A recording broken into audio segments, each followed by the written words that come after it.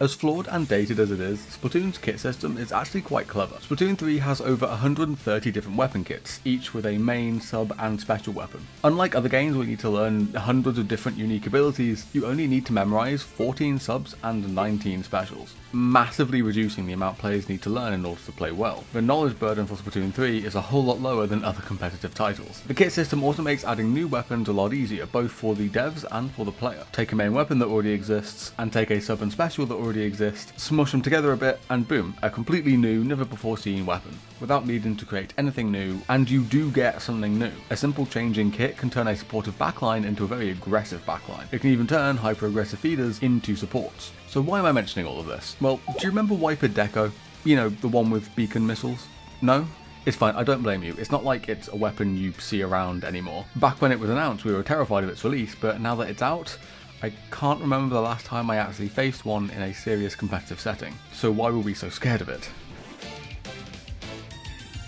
First, we need a bit of a history lesson. During the last patches of Splatoon 2's life, missiles were everywhere. They dominated the meta for well over a year, and so we were desperate for Splatoon 3's launch just so we could move on and put missiles behind us. Except it turned out that missiles were returning for Splatoon 3 and they weren't getting any meaningful nerfs. They did eventually get nerfed in patch 2.0, 3 months after the game's release, but in that time, Reflux and Flingser terrorized the meta with missile spam. Even GooTuber, one of the worst main weapons in the game, saw tournament play. Missiles were that good, but the nerf did actually fix Missile's main toxic trait, and so left it in a pretty healthy spot, being on the upper end of the power scale. Despite this, it pretty much fell entirely out of the meta, reason being the 3 missile weapons at the time derived pretty much all of their value from spamming missiles and didn't have much to offer outside of that. But if missiles were to ever find themselves in a strong, independent main weapon, they could very well see a return. Fast forward 6 months and Wiper Deco is set for release with missiles and beacon, and at first glance, it was terrifying. Platana was an incredibly strong weapon in the meta. The main weapon itself was hanging around tier 1-ish. The only thing stopping it from being tier 0 was seemingly its special,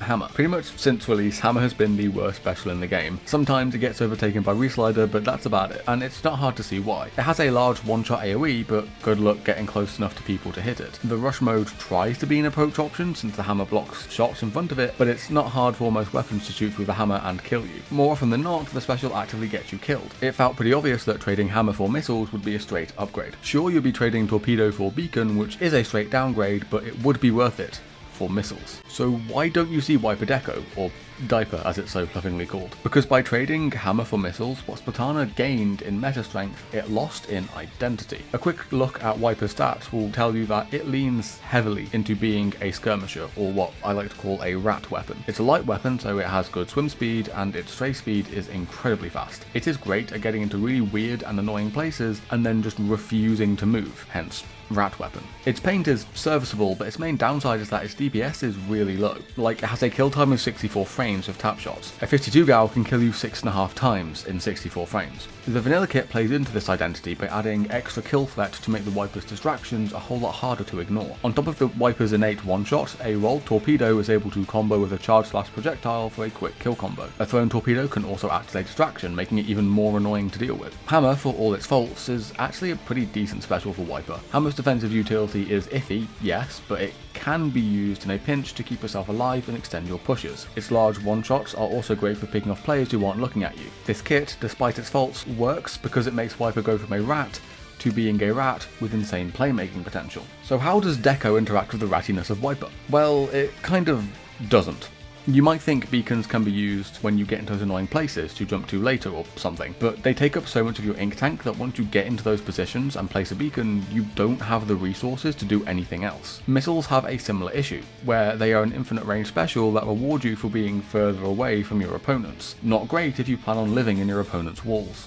You could argue that Wiper Deco is a hybrid weapon, that it's capable of fulfilling both the role of rat and support, and perhaps there's something there, but when it comes to competitive play, having a clearly defined identity and role is a very important thing to have. There are over 130 different weapons in this game, but a team can only have 4 of them, and most rule sets allow for duplicates. If a team comp is missing some crucial aspect and needs a weapon to fulfill that requirement, they're generally looking for a weapon that is the best at doing that thing. If a team comp has a core of pencil, stamper, and squeezer, for example, special, this comp obviously needs a weapon that can properly paint. Wiper Deco can paint, and it does have a supportive kit, but if you're looking for a paint weapon, why would you ever choose it over a better painter like Junior or Splash? The added skirmishing power of Wiper Deco is unnecessary, and ironically it distracts from its main purpose in the comp. If you have a team comp that for whatever reason needs the role of both rat and support filled by the same weapon, maybe Wiper Deco is useful there, but I'm also sorry to say that you've just created a bad team comp. But there are two main downsides to this, and the first one's pretty simple. One player can only really do one thing at a time. Both roles can't be filled at the same time. The Wiper Deco will just find itself switching between the two roles rather than doing them simultaneously. More importantly though, since Wiper Deco is the team's only source of both rat and support, if the Wiper Deco dies, the team suddenly falls apart, and two vital aspects of the comp just